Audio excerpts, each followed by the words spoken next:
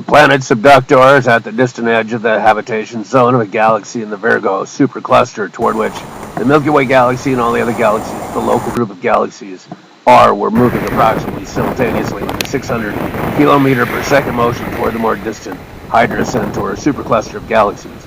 Lush and I arrived on Subductor in a one-way time-locked duality resembling of the Milky Way, where in a former life had worked through the Martian Revolution and Imperial War perpetrated by Emperor Warp Prissy to conquer the 10 planets of Sol. Subductor evolved through the common stages of anthropogenic ecological doom as a reciprocal of social implosion. Unregulated social growth leads to the rule of organized crime and conflict with individual intelligence. Social reality disconnects with environmental actuality. Social prospects become absolutely relative without regard for existential liberty of individual potential.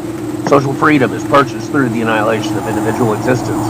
The people of Subductor had let themselves be morphed into a computational-friendly geologic matrix. Absolute values of appearance and idea were given over to experiences flowing within the latticework of continuous circuitry, where each subductor cell had its own crystal structure. In time, a computer-designed synthetic life evolution had replaced the remnant twits of Subductor with their means quantified and brought up by Universal Corporate.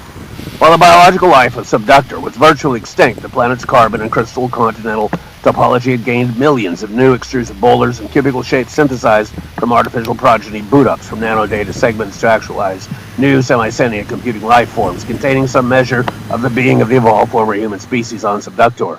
The comparatively inhuman takeover worried Lush and I, yet we too were electronically drawn towards Subductor's fancy geologic topography and its perennial permutation, politically empowering algorithms of control, forwarding subjugation of units of atomic protocols and computational experience of reality as illusions in themselves.